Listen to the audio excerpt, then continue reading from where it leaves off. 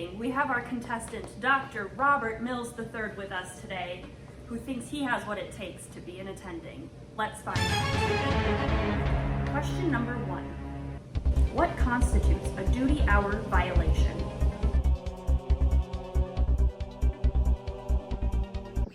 So essentially you need to average it over 4 weeks. So you have 2 normal weeks, you work 80 hours each week. Third week's super easy, you only work 60 hours. Then you can work 100 hours that last week. I think I know this one. I'm gonna go with D, final answer. Final answer. And you are correct. Question number 2. Which attending is most likely to ensure the most detailed documentation on a bronchiolitis admission H&P? Why are there so many italics in my note and crossed out things and bolded? I see who corrected this note. This kid has bronchiolitis. Why does he have like 6 different citations that I need to look up? Got it. D, final answer. D. Nadia McAfee-Ryan. And you are correct. Alright, for our $5,000 question, at what time of day is Dr. Angie Sidler at her peak performance level? Dr. Sidler. Oh my goodness, the ED will not stop paging me. Wow, I need the residents' help.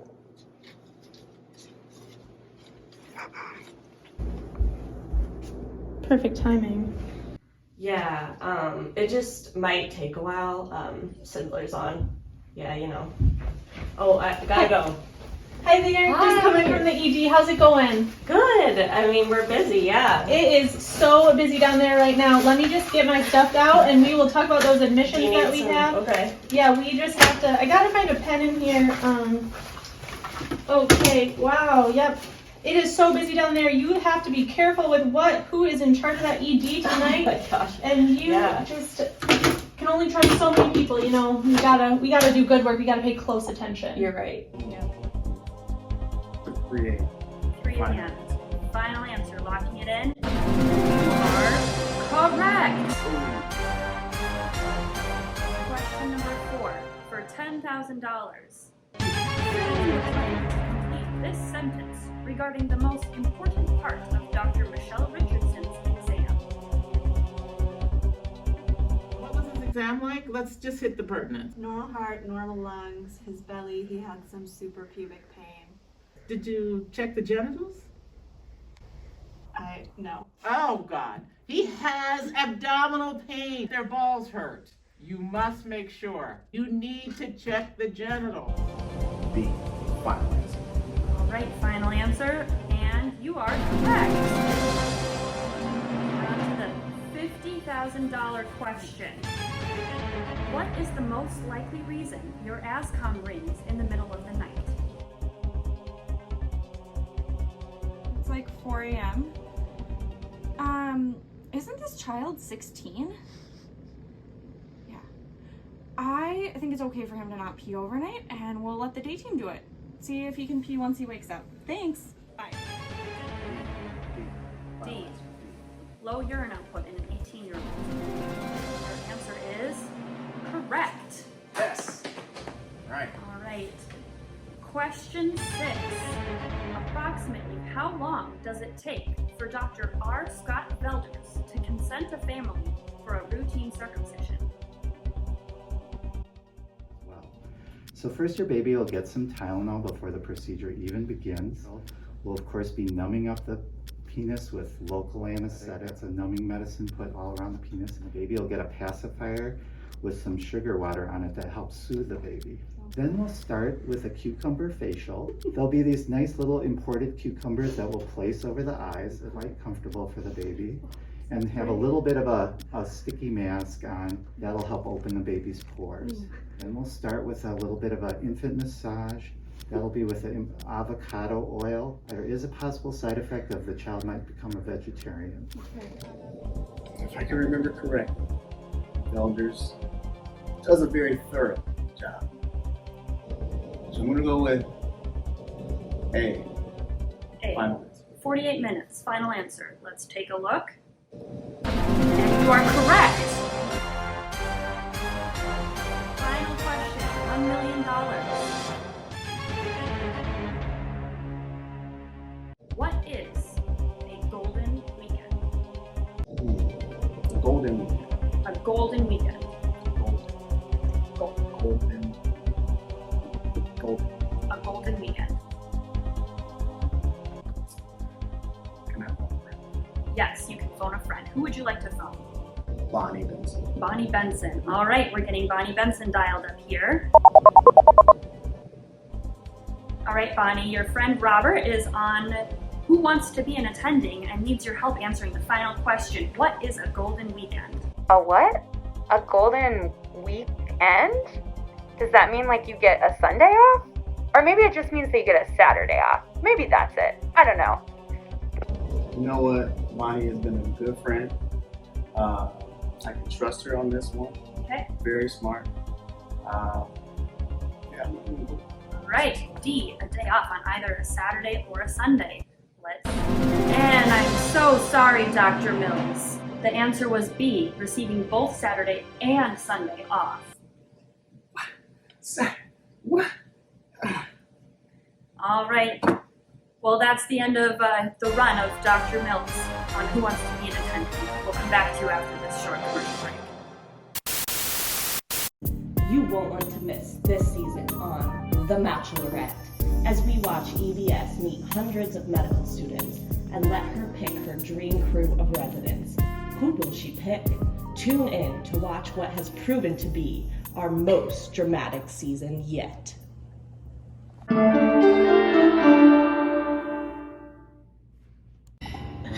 Emily, we're so excited for you to be this season's Bachelorette. Tell us a little bit about yourself and what you want your medical students coming in to know. I'm Emily Borman-Schaup. I'm from Plymouth, Minnesota, and I am just so excited to be this year's Bachelorette to find my perfect group of residents. I just love Minnesota so much. I love the lakes, I love the food, the people, my adorable family, Harry Potter, cats. Being the Bachelorette is really a dream come true, and I just can't wait to see what's gonna happen this season. Tune in for the most dramatic season yet. Well, Emily, it's a big night. As you can tell, there's only 2 stethoscopes left. There has to be lots running through your mind. Tell me, how are you feeling? It's just been a crazy season. I think something that I've been worried about this entire time is just making sure I'm picking people who want to be here for the right reasons, not here for the followers or the fame. I just want people who are here to do good medicine. So that's what I'm worried about. I support you. Thanks so much. Let the Zoom interviews begin.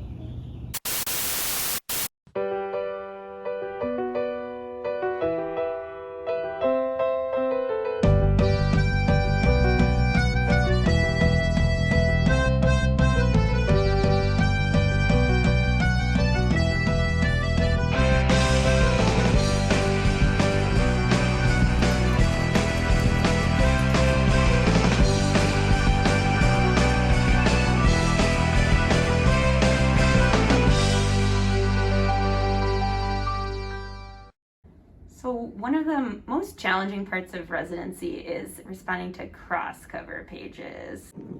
Yes, this sounds like a wonderful opportunity for the day team.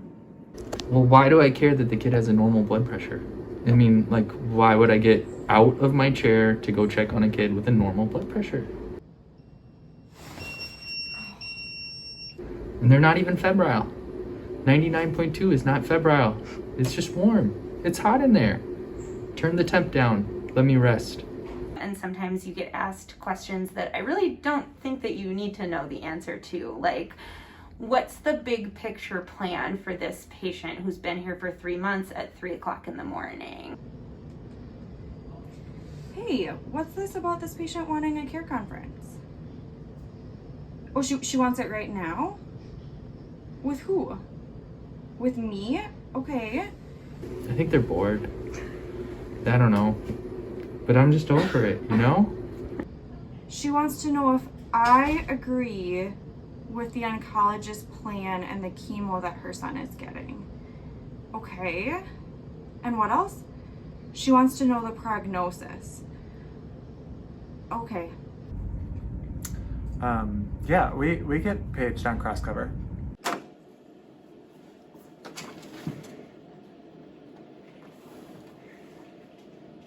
Hi, I got your page about the patient with cold feet. Oh, important? Yeah, usually. Often. Her socks came off. You can just put her socks back on. Sometimes. No, there are no new orders. MD notified. Please continue to monitor.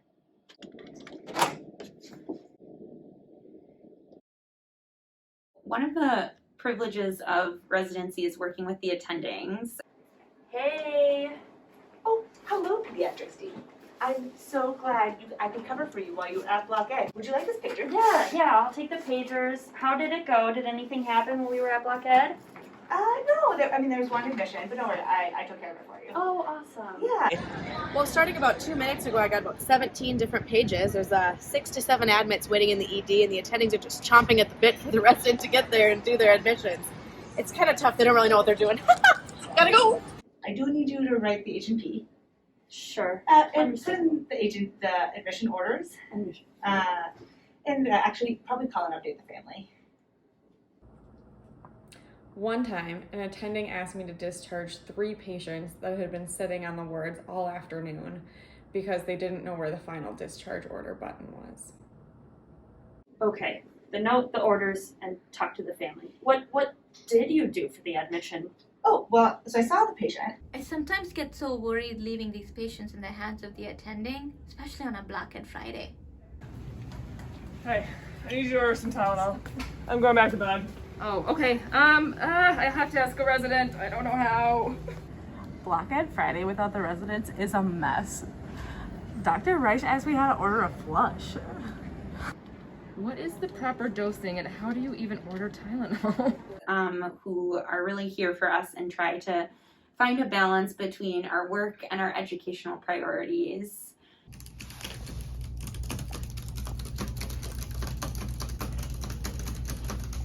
Hi, Dr. Nadia. Hi, Adrian. Dr. McAvee-Royby is an amazing physician. She's smart, she's thorough, she's detail-oriented, and she's so invested in our learning. Yes, I saw your note. What a great start. It's always astounding to realize how much more detail I could have put into my rounding or my notes. I really just think that they have bronchiolitis. Oh, okay. And what's else on your differential? Tell me a little bit more. Well, I guess they could have pneumonia. You're right. Yeah, no, that's such a good point. Some other things that we always should think about, obviously, I'm sure you already thought about them, is like rings and slings and like a foreign body and like immunodeficiency. I think this was like the 3rd time she's had bronchiolitis, so we got to think about that. Everyone has their favorite attending. And whether, I don't know if like the newborn screen is back, if we have any information about that. I was trying to look at the records from like all the other hospitals they've been to and I couldn't find that yet. So, but let's dig into that. We'll go back together and we'll go from there, okay? Okay. And every attending has their quirks. Dr. Slusher is terrific. She's a great clinician, a great educator. Tina, what are you doing down there? Oh, I'm just getting ready for the simulation for the global health course. She cares about the kids so much. Global health experience, I mean, fantastic. Making some babies in the basement and hanging some normal saline. And you know, she just has such a calming disposition. What are you doing here, Tina? Just hooking up some bubble CPAP, getting ready for bringing this on over to Nigeria. Sometimes rounds can go on a little while. What is that noise? Where is my phone? Oh, thank gosh I have my lanyard. You know what they say, you can't rush the slush. This is Tina. Yes, I'll be over to the IC Stat. right away. Here I come. Doctor, stat. Here I come. So one of the things that makes our program unique is absolutely the presence of Fancy Coffee Friday.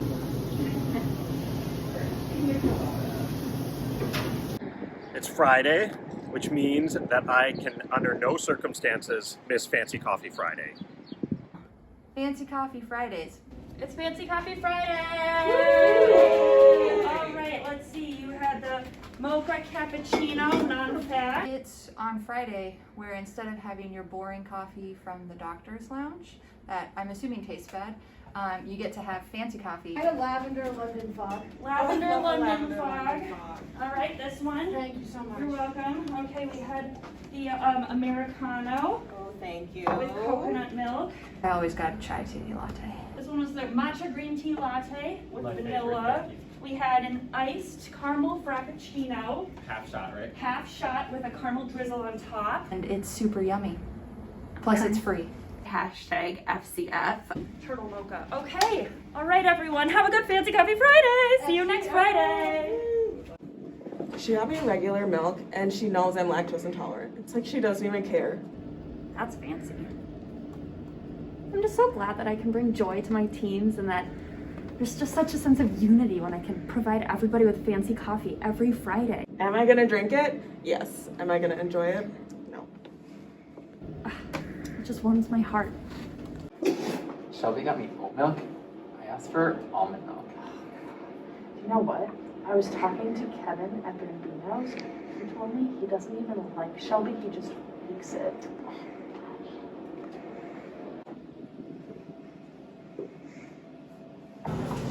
Depending, but it's good. You know, and I think that that's special to our program, and we wouldn't be the same without it. We wouldn't be the same without Kevin, our FCF barista.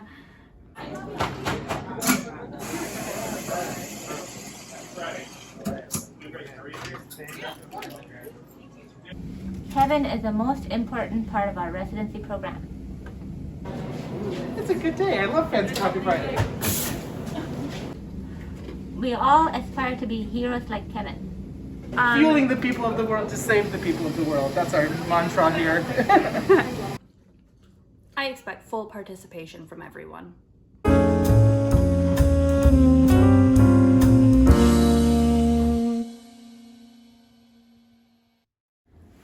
I would say overall, if I was going to summarize residency, it's one of the hardest times of life, and also one of the most fulfilling.